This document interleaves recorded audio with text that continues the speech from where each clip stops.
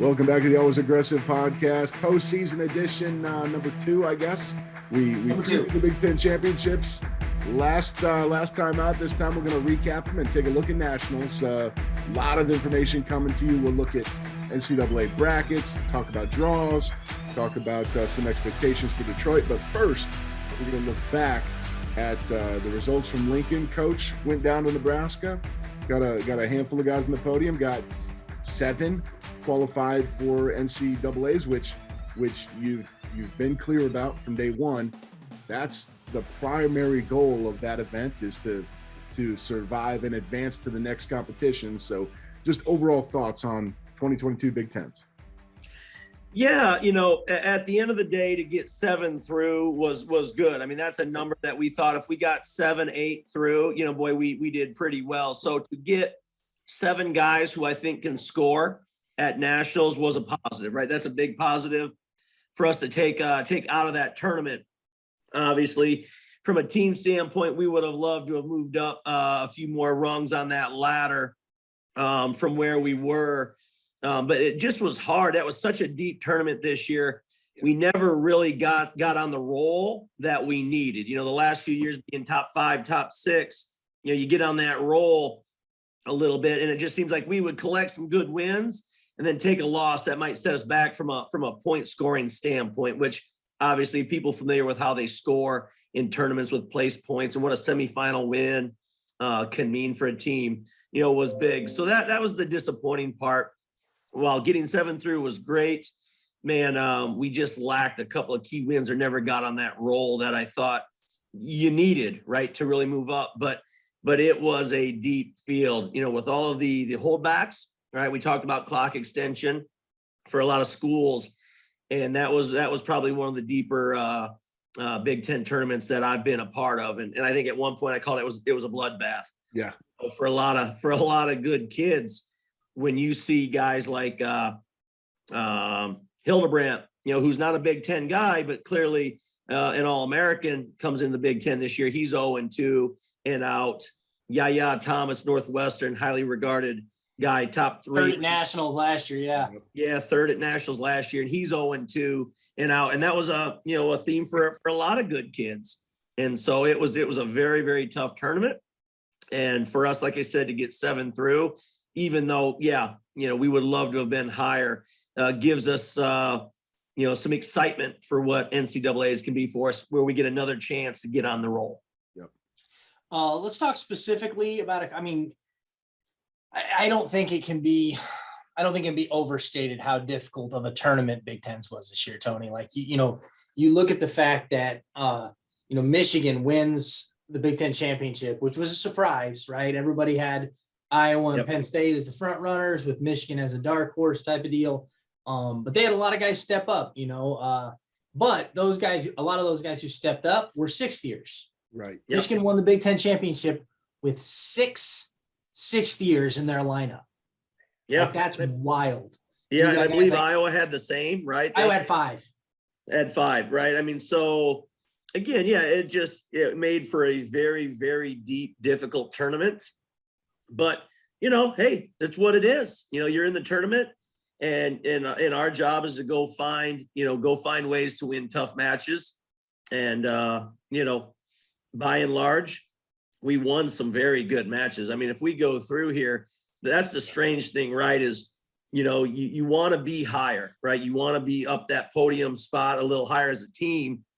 But I look at a guy like Parker Filius, just to give people a sense of what the road was. Mm-hmm. He had an All-American, national runner-up, Stephen Micic. Olympian. Yep, Stephen Micic as well. In first round, wins that one, wins a very tough one. Catches another All-American in Rivera from Rutgers. Falls to the backside, losing that bout, and runs into Chad Redd, who is going for his 5th All-American honor. Four-timer, which is rare enough in a guy who's going for his 5th this year, and beats that guy. Yep. Great win. Great win, right? So he beats 2 All-Americans, wrestles 3 in a row, though, and then catches, unfortunately, when he's ahead, gets lifted and returned to his back and pinned against Ohio State, which put him down into the 7th place bout. So that's how those roads were just difficult, for a lot of guys. I'm using one example here to just kind of show what that tournament kind of looked like this year. So again, it took a guy who was really ready to wrestle hard each and every round to get it done. Specifically that Parker Phileas match with Chad Red. You can't say enough about his effort in those two matches he won over Micic and Red.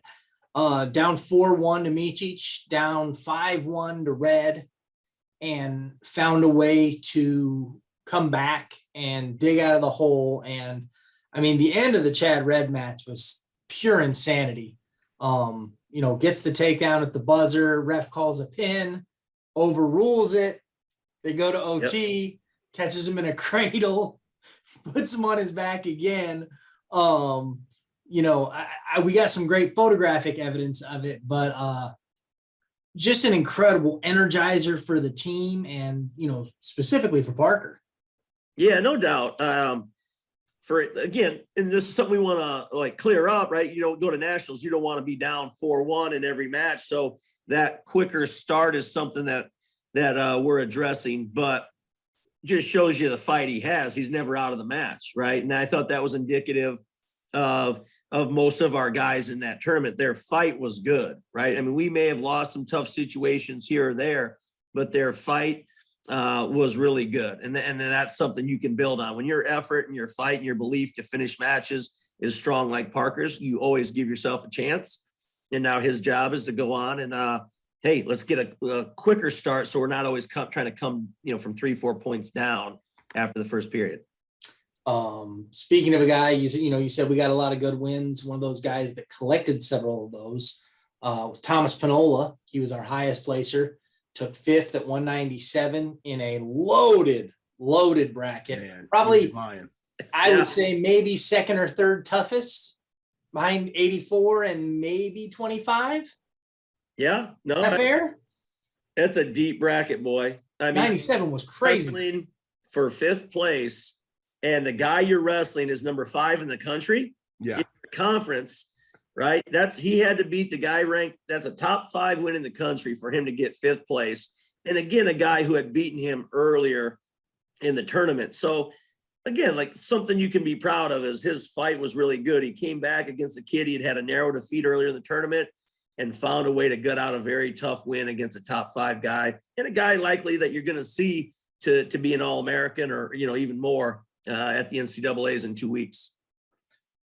Beat another ranked opponent in Jaron Smith to start the tournament. Close loss to Caffey, beats Greg Bolsack, beats Yep. In the 6-7 matchup there. I'm missing one. Foy from Minnesota. Yep. Who's obviously real tough. But you look at Tom's schedule. He's wrestled 32 matches this season, 20 of them against ranked opponents. Man. Battle tested, I think, is the phrase that comes to mind. Battle tested is right.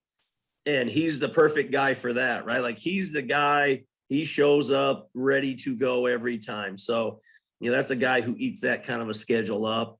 And again, you feel really good about him going into the national tournament just because he's proven that he's wrestled the best and can do well against them. A couple of 6th place finishers in Devin Schroder and Kendall Coleman. Devin had 2 nice wins to advance to the semis before falling to Nick Suriano. Yep. Top seed, top number 1 in the country for those that don't know. And then, defaulted on the backside, was a little banged up. Obviously that was a hot topic around Big Ten that I don't know that we want to dive too far into. I don't think we want to touch that. Yeah. Kendall Coleman from the 4 seed took 6th, had a couple losses to Peyton Robb, lost to Brady Berge, who wrestled a great tournament, but had some nice wins over Garrett Model and Derek Gilcher and Lucas Cordio. Yeah. And again, when you talk about tournament scoring, those are the things that I look back on. We lost that OT match in the quarters, Peyton Robb, right? That's a 6-4 match. that goes our way, man, that's several more team points and moves you up the ladder over a couple of teams. So those are the kinds of things, or situations that come back to really haunt you, I guess, a little bit, and things that you want to focus on winning those situations next time. But it shows Kendall is, again, right there, but it comes down to situational wrestling. We got to be on that guy's legs in the OT, not letting him on our legs first, right? Like, we got to be the first guy to pull that trigger and attack. So those are things that we'll go back and look at and examine. But again, just a lot of tough matches. Effort was great from my standpoint. We've got to win a few more tough situations that'll make the difference in how those points go. And then as far as Devin, again, he was just banged up and beat up. And so we decided he's a 6-year guy, right? The plan is to have him ready for nationals. There's no expectation he won't be, but when a kid comes back for that 6th year and he's a little beat up on the backside, we decided that would be smart just to have him ready, even though, there was some more points for us to be had from him as well. Last but not least, for your place winners, freshman Matt Ramos put together a really solid performance, some highlight reel type stuff against a few of these guys, but ended up taking 7th place, earning an automatic spot out of the 9 seed here to nationals. Yeah, he's competed well all year long, and he's doing his best wrestling now. Even though it was in a loss, his match against the Foley kid, I think, is indicative of how far he's come. I mean, that was a major decision in the duel match that really got away from him. And there we were, right nip and tuck at the end. We thought we had the winning takedown. I even threw the brick because that's how close it was to challenge and review the call to get that winning takedown at the end of the match. So he is wrestling very well right now. I think he's got a lot of confidence, and he's feeling good going into this tournament, which you love to see, right? Like, doing your best wrestling and being confident is important right now. Now, I did not have the greatest angle to view that Matt Ramos match. When you threw the brick, what did they tell you about him not getting the takedown? Because they awarded it and then took it away. So we had one ankle and we snagged the far ankle. Okay. And so at first glance, it looks like he has both feet, which is an automatic 2. And then the foot slipped out of his hand. So I think it came down to reaction time is what they were feeling like. Did we really control the far ankle? Did we just have it and it was gone? Or did we control it before he slipped it? You know what I mean? And I think that was kind of the decision they made at the end, is we didn't control it, to actually get the 2. But it looked good from our standpoint, where we had it for a good, second and held it before then he kind of kicked out. So, those calls are, you get some, you lose some. You got to move on. Indeed. So Schroder, Ramos, Coleman, and Penola were your 4 automatic qualifiers. Tuesday, we picked up 3 more spots in Parker Phileas, Garrett Ninehouse, and Max Lyon. 7 guys to nationals, 5th year in a row with at least 7 guys. What does it say about the program to have that kind of consistency going to the national tournament year after year after year? Yeah, I'm excited that there's depth in our room in terms of numbers to nationals, right? That's a big deal. When 70 or 80% of your lineup is going, that shows that, again, there's depth and development across weights in your room, and there's an expectation. And again, with this being one of the deeper years, ever, to still get those out that's a nice accomplishment for our kids. So that's where, I kind of land with it, is those guys starting way back. You talk about Leidy and Bruner, and a lot of those guys that first came in years ago have kind of set that, that expectation and that environment from a mindset standpoint. And now we've got, guys carrying that on. And so that's good to see. And you just got to keep trying to take the next step, right, in terms of, what the program can accomplish. Little history lesson for our fans out there. The only time previously in program history that we had taken 7 or more in back-to-back seasons was in 2003, 2004. So now that we've done it 5 straight times. Obviously, it's a nice statement for the program. It's a nice national representation to, have the opportunity to go score all those points. Corey, as a guy who's been around the Purdue wrestling program for a long time, what does it look like from your eyes to see, 3, 4, 5 carloads of guys driving up to Detroit this weekend? Well, I think it's awesome. I side note, I appreciate how you just sort of slyly called me old. I love that. Dude, we've been here the same amount of time. I don't know why. I don't know why that's. I don't know why that's insulting. Well, we're both old. Facts aren't insults, like you're very fond of saying. No, I think it's awesome. I remember years where it was we got 3 guys through, or maybe we got 4 or 5 through, but we knew that had a good feeling a couple of them were going to be 2 and barbecue kind of guys. That to me, it's awesome to get numbers. It's fantastic to get them consistently, but I don't look at a single one of these guys going to Detroit as unable to get wins, as unable to score. And I know that's the other thing about you. You're taking 7 or 8 guys, Tony, but there was it last year or 2019? I'm old. I can't remember. Where Senior every moment. guy went and won at least 2 matches. Like it's cool to be there. It's so much better to be there and do something. And we're at the point now where we've got, multiple guys who are going to Detroit expecting to reach the podium, and every single one of them expecting to make a run, because that's kind of where we've leveled up. Yep. No, I would say that's a fair statement too, is that, every guy that we're going to take understands they're capable of winning and winning a lot. I mean, you take a guy, I'll use a guy like Max Lyon, that 184-pound weight class, they took all 14 guys. That's nuts. That's wild. And I know if you go out on the Twitterverse, there's some unhappy people, but if you just look, like those guys have all got really marquee good wins. I mean, like the guy who was 14th was ranked top 15 in the country. Mm-hmm. Good part of the year in DJ Washington, and Max has wins over Venz and Salazar and some other guys. So that term bloodbath I was talking about kind of comes into play. So you've got records that may not look tremendous, but man, they've been in those battles and they've found ways to win in tough situations. So even a guy like Max, man, he knows he can win. He knows he knows he has to wrestle his kind of match. He knows what he has to do, but I think he understands that his best wrestling, he's capable of winning against anybody, And we talked about Tom's schedule this year, and Max has been another guy, not just this year, the last 2 years. Max wrestled 16 to 17 matches last year against ranked opponents. He's wrestled 15 to 25 this year against ranked opponents. Like, the reason everybody got in from the Big Ten is because, like, who do you leave? I mean, obviously, Jack Jessen from Northwestern, hats off to him for going in and snagging a spot. But who do you want to leave out?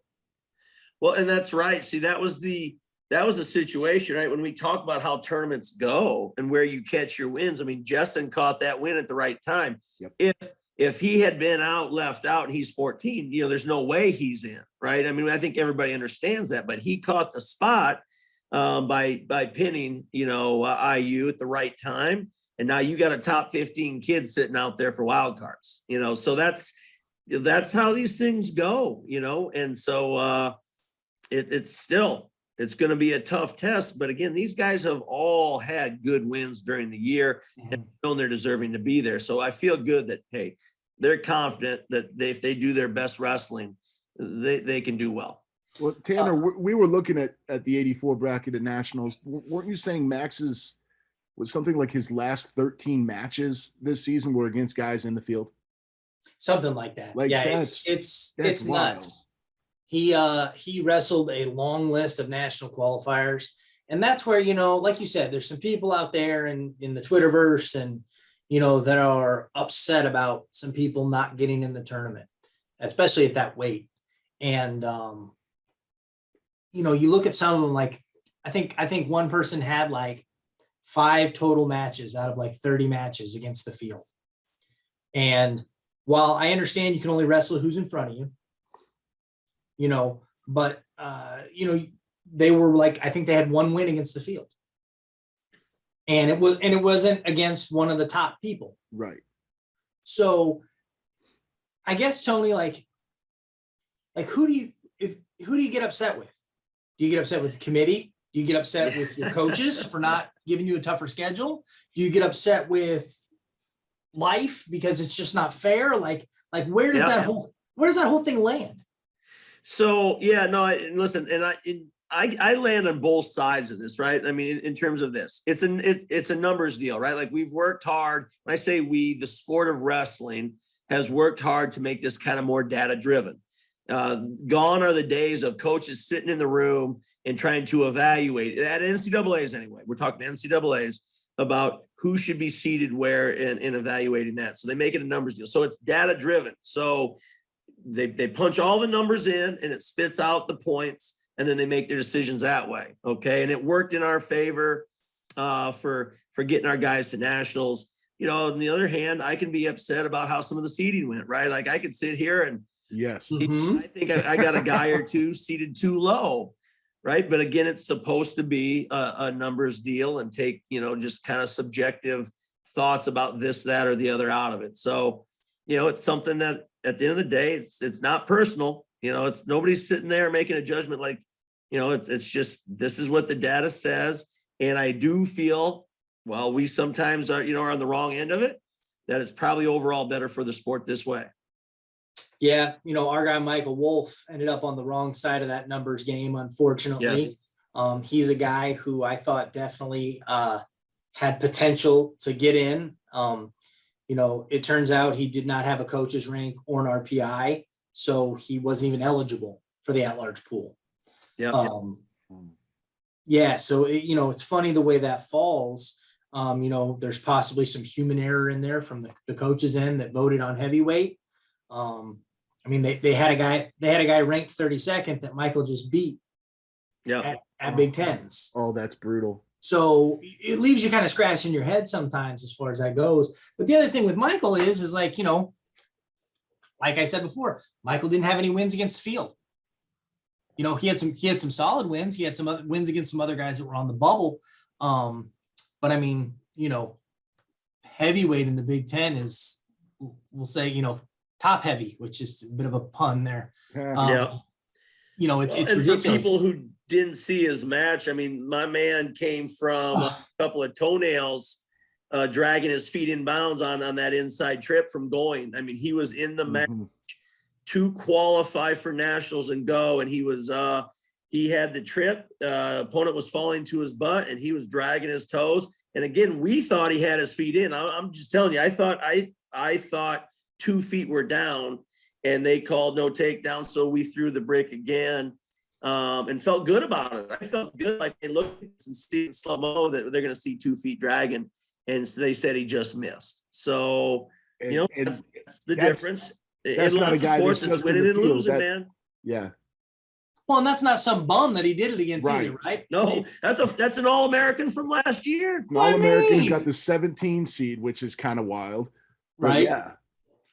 Yeah, but that tells you, I hope people understand when we're talking about what kind of a tournament this is we had an All-American from last year in the match to just go to nationals, and our guy, is 2 inches from dragging his toes to going and being what I would call a fantastic story, to come out here 5 years later after graduating and put in a season for us and do what he did.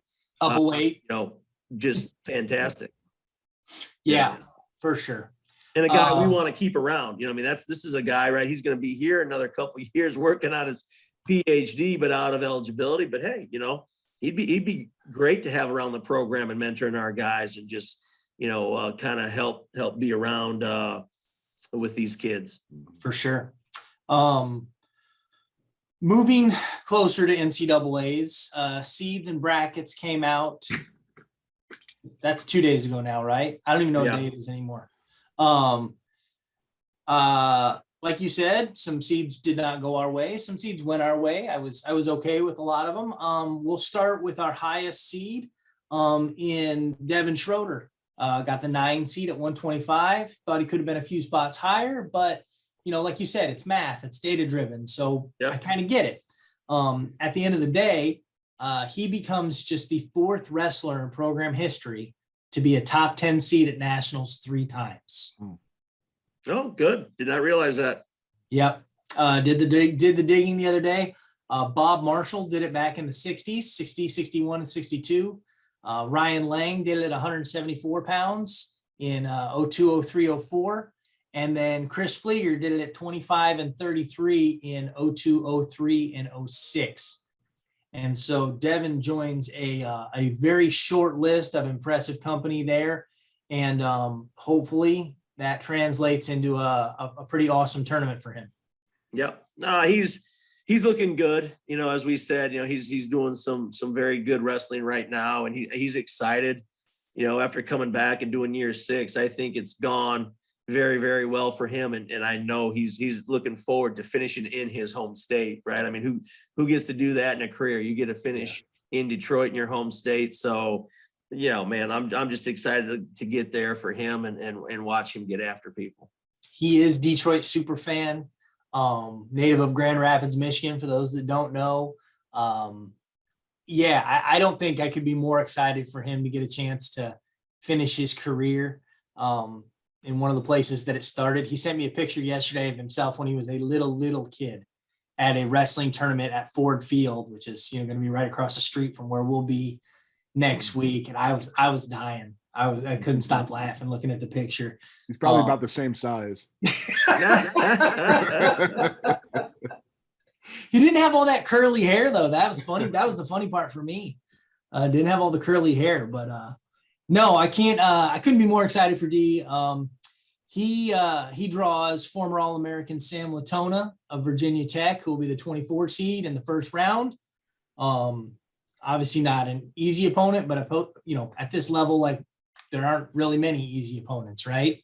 So, he's in the same side of the bracket with 8 seed Patrick McKee of Minnesota, top seed Nick Soriano of Michigan, and obviously several other outstanding wrestlers. So he's going to have to work for it, but it's out there. It's doable. Yeah, no, it's for all of these guys. It's time to go rip and tear and make your own luck. I mean, that's it. They're ready. They're ready. Trust it and go out there and get after it. Another guy who got a really nice seed, Tom Penola, is the number 11 seed at 197 pounds. 3rd trip to nationals for him, 2nd at 197. This will be his best ever seed. He draws 22 seed Owen Pence of North Dakota State in the opening round, who, if my memory serves me correct, is a pinner. Yep. Yeah, I believe his win earlier this year that kind of got his name out there was he pinned Buchanan from Wyoming in a cradle, I believe. Yes, he did. So, yeah. So, moving on down there, is it Parker Phileas is 19? Corey, did I get that right? Let me get there.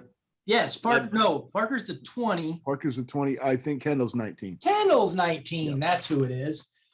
Kendall, the 19 seed at 157 pounds. He will face 14 seed Jake Keating of Virginia. This is a guy that while Kendall didn't wrestle him, we have a little bit of familiarity with because Cooper Norrie wrestled him at the Mat Men Open. Yep. How much does that help? Getting to see a guy like that. Oh, I mean, at least you got film and you know what he's going to do. But I mean, it's again, this time of year, it's do your thing, man. Like when you walk out, it's not work into it. It's come out and get after people in your best way. That's the goal of talking to your guys and making sure that when they come out, it's executing your best way. Let's not feel it out. Let's not play patty cake. Like come out and execute hard with energy and focus. And that is truly, those are the guys who are going to get it done. Those guys who come out and just, I'm getting to my stuff now. And they're going after people in that way. So make your own luck, right? Yeah, man. I mean, you you don't want to come out and feel it out and see what's going to happen. I mean, we've got to make sure when you put your foot on the line that it's time to go after people smartly, right? Like everybody's got a game plan and everybody, you know, has got a little different way they want to score their points and stuff, but that's what it's going to be, is let's go after people in your best way. Now, question, Tony. Corey brings up a good question there. How much in the last 10 years has the approach to the national championship changed? Just simply from the idea of how much earlier you get the bracket, how much film is available to you that's out there. Yeah. You know, it used to be that they only seeded the top, 16? Yeah, and I can remember when it was top 12, Was you know, a long time ago. Random draw, you know, for the rest of the guys. Yep. Now they seed it all the way out. They get the bracket, you know, you get the bracket a full week ahead of time. You've got flow, you've got track, you've got YouTube, you've got Big Ten Network. You know, it's not hard to go see what your opponent's about. No doubt. Well, you know, it probably in the long run, right? It helps in preparation, makes it more difficult on all of us, right? Creates some closer matches.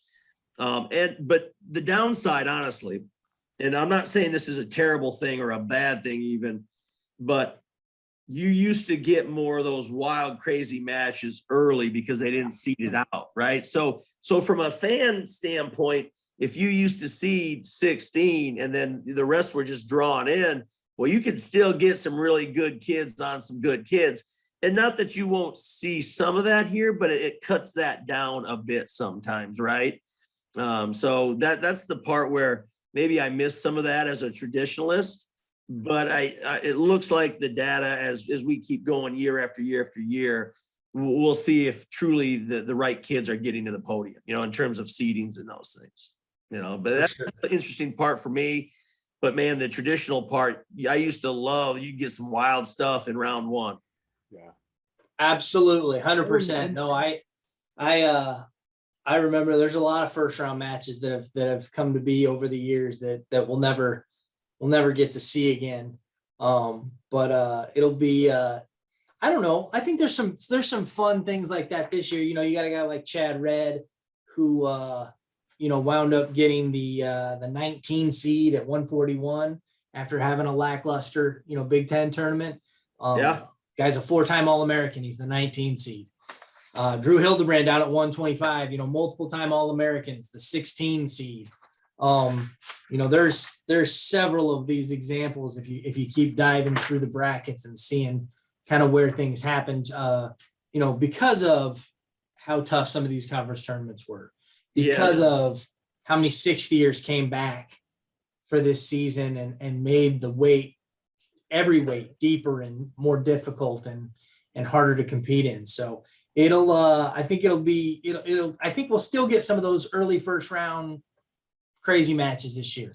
There'll always be a few, you know, I mean, they're for sure, and that's why, you know, I kind of maybe talk the way I do. Like the goal is, man, you got to come out without jitters, right? Like, you know, some guys want to feel it out, and the goal should always be to come out swinging, come out executing in that way, because that's the part as a coach, right? That you worry about a kid just, you know, working himself into the tournament and trying not to screw something up, right? Like, man, like get in there and get after it right away and see if he's ready to go right away, you know? For sure. But that takes a lot of trust in who you are and your ability to execute. A couple more fun ones of note. All-American last year, Jaden Abbas is the 23 seed at 149. National champ last year, Austin O'Connor is the 11 seed at 157.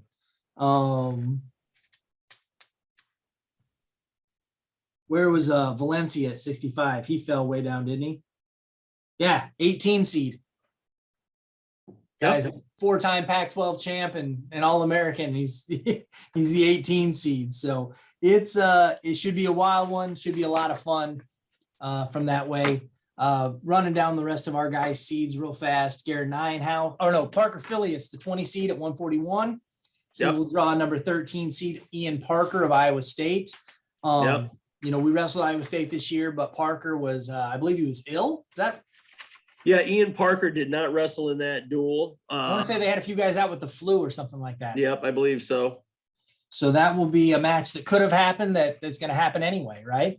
Yep, here we go. We said Kenny's got Jake Keating. Garrett Nienhouse is going to be the 25 seed, and he has a familiar opponent in Mickey O'Malley of Drexel. First match of the season. First match of the year, so he'll know what he's about. So he should have a good scouting report going into that one. Max what a great Lyon. name, Mickey O'Malley. I love it. Yeah, right. Out of Philadelphia. On St. Patrick's Day. On St. Patrick, yeah. Mickey O'Malley on St. Patrick's Day out of Philadelphia. I like it. That's pretty good. Max Lyon, the 30 seed at 184. He will have the number 3 seed Trent Hidley. Am I saying that correct, Tony? Yep. Out of NC State. Trent, I don't know if he still is. Trent used to be a Purdue football fan, didn't he? Well, I think so. I mean, I know. I remember seeing him tweeting about it a lot. He liked Purdue, yeah. Yeah. So I thought that was pretty funny. It just was a bummer that he followed his brother to NC State. Right. Perfectly understandable, though. You know, blood and all. Yeah, Absolutely. Here. And so that's all 7 of them, right, Corey? That's it. Yeah, that's our I field. stopped using my fingers to count. I just got kind of carried away there. So I think I got everybody. That's all of them. Did I get Ramos? No, I didn't get Ramos. Ramos is the 26th seed. He's got Lucas Bird out of Illinois in the first round, another familiar opponent. I want to say that was a 5-0 score in the duel. It was close. There were some scrambles. Sounds about right. But that was do you see Matt being able to, you talk about how he was able to close the gap on a guy like Foley, from the duel, got majored in the duel and was a reaction time away from upsetting him at the Big Ten tournament. Can he do the same thing with a guy from Illinois? Yeah. Oh, absolutely. Right. I mean, everybody's got to believe that you're the bad draw. You're the dangerous guy. And Matt truly is, right, with his athleticism, and he's got some dangerous stuff, right? Like he can put you on the back and he can make some things happen. He can scramble. He can attack and score. He's got some dangerous defensive stuff. So, yeah, no, I feel good about, putting him out there, And I think, we talked about this kind of behind the scenes a little bit, but I think it's worth mentioning, Matt Ramos is not really a 133 pounder, right? Like this is a guy who, when we recruited him, we told him, D's coming back for his 6th year. He's the guy at 125. Give us a year at 33 and then we'll let you go back down. And so I think that he has a lot of us excited for the future of what his career could be the rest of the way. Yeah, no, that's the future. We'll put that on hold for now, right? Like we gotta deal with this first. So there's that coach speak, Corey. Right? I mean, all of our eyes are on Lucas Bird and that 133-pound bracket first. In the more immediate future. Oh, I should mention this. We put out on Twitter this morning. I'll put it out on Facebook and some other places as well. We do have a limited number of tickets left in the Purdue section at Little Caesars Arena. If people are interested in sitting in the Purdue section, going to nationals, give the Purdue ticket office a call, 765-494-3194. Is that right, Corey? That sounds right. 3194. Yeah. Yep. Man, I did that right the first time. Give them a call. Tell them you're interested in tickets. They'll take care of you. Like I said, I don't know. I think there may be like 10 or 12 left. It's not a large amount. So if you're interested, don't waste time. Go get some tickets. Come join us in Detroit. In the more immediate future, Tony, you and the coaches are heading out on the road this weekend. Yeah, it never ends, right? Recruiting never ends. I mean, I got back from Big Tens on Monday, and Tuesday night I was in a young man's house talking Purdue wrestling as well. And now we've got Coach Shop at the PA States, his backyard as we speak. Jake, Coach Soufflon and I will be working Ohio this year to watch some people. and get some more Boilermakers here. So yes, it never stops. And, while we are really focusing on our guys, you got to go find more, right? You got to create that environment and build that room. And that's what we're doing this weekend. They put the numbers out every year. They talk about how many qualifiers come from each state for the national tournament. Ohio and PA are always two of the ones that are way up there. What do you enjoy most about going to, these are two of the premier high school events in the country each year. What do you enjoy most about going to see them? Yeah, you just understand that there's good quality wrestling right throughout that state. And so you're watching guys who will be having success at the next level. The depth is what makes it fun, because there's good D1 talent that's coming out of those every year, and you're going to see them on the podium in the future. And that's exciting, right?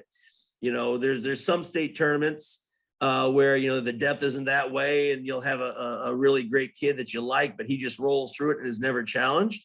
And you love to see these kids challenge and have to scrap and fight and see what they're made of. And so I enjoy that aspect of it, especially in these stronger states. I do have an interesting question as far as with the way recruiting has changed over the last couple of years. They opened up being able to talk to juniors earlier. You're getting more early commits. How does it change going to these tournaments? You go, and now when it used to be, there was a handful of guys that maybe were committed that were all seniors, right? And now you have juniors and sometimes sophomores that have already, announced their commitments. And how does that kind of change your approach? When you go to these tournaments and you're watching guys and there's so many more in the field that are already committed. Well, honestly, it makes you think about getting your offers out sooner and sooner, right? Which is what has to happen. That's where you immediately go. If you don't get there in time, there's kids off the board, like you just said. So, from that standpoint, man, it makes me nervous, because you see a good kid and it speeds everything up. It used to be, and I think I've talked about this before, man, the process, just like there's a process of how you want to develop your kids in your room, the recruiting process used to look different as well. And now, boy, if you see a guy you like, you better jump in 2 feet quick and run full speed ahead, because you're not always sure how long they're going to be there. You know what I mean? So it's a different environment. You know what I mean? And I think with anything, there's good and there's bad about it. Sure.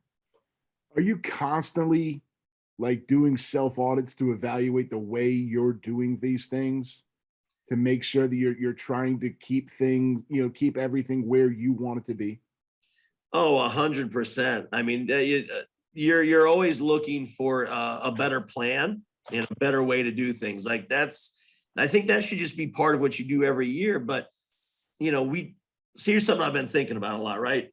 You hear Matt Painter talk a lot about, and now here we are talking basketball on a wrestling podcast, but can't avoid it. Him talk about last week, right? About recruiting rankings and how they can vary and be so different for basketball, right? Edie's in the 300s, and how's that make people look? Mm-hmm. And, it's the same with us. And while rankings can be more accurate because it's head-to-head wrestling, right? From an evaluation standpoint, you still have to find kids who fit your culture. They got to value what you value.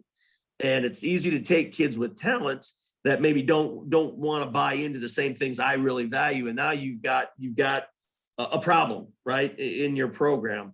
And so I'm trying to figure out now, hey, what's the best way to not just identify talent, because I feel like you can see that very quickly, but a kid who really fits how you want to train, how you want to compete.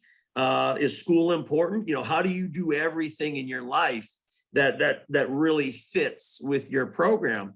And I think that's the part for me that I'm really trying to find a better way now. And, there's different personality or disc assessments, different things out there, right? Different tools that maybe that's what it needs to be in the future too, right? To really identify who's going to fit and do the best in your system, because that becomes really important, not just the talent part.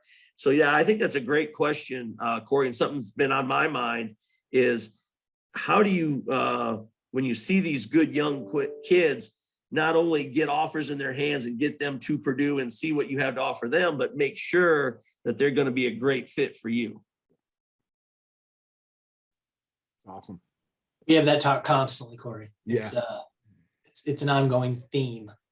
Wild. Those are the things that outsiders don't think about. We just see on the mat stuff, and we know about the practice stuff, but it's all that other mess that matters too. No, it's true, man. And like I said, it's too bad we don't have that clip with Painter. He was talking about, Oh, I've got that clip.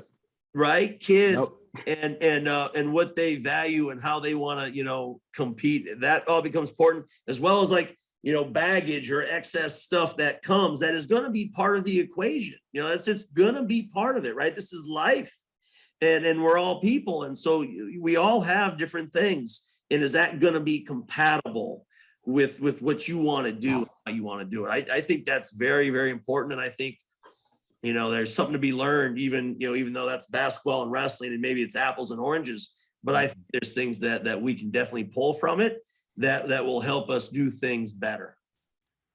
That's one thing I know, talking with a lot of coaches, is the sport's different. The environment's different.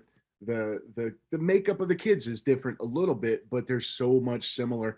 And every coach bemoans the fact that they don't get more time to pick each other's brains, to, talk about, hey, how do you approach this? Here's how we do this. Here's best practices for recruiting, for dealing with internal issues, for, building relationships. It's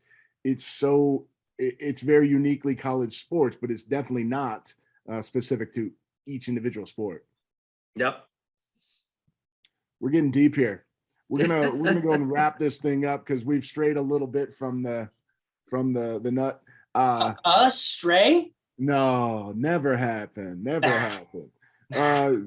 Coach, good luck in Detroit. Travel safely. Can't wait to see those results. And you talked about bloodbath, baby. I think second round, every weight is going to be just a Donnybrook, because of that depth, because of some of those rankings. The matchups that we're going to get in round 2 are going to be phenomenal. Just can't wait to see how this thing comes out for the Boilermakers. Yeah, no, I agree with you wholeheartedly. And I know we've been tested a lot this year, and we got tested at Big Tens, and that's where you want to see that tough schedule we've wrestled really, really show off that, hey, we're prepared to wrestle through those tough matches and go deep into the tournament. Corey, I, like the rest of our listeners, I'm about to go Google what a Donnybrook is. Oh, you're going to be pleased. And where that saying came from. Mickey O'Malley from Philly could probably tell you. Probably. I bet he's been at a Donnybrook or two. Boys, good luck in Detroit.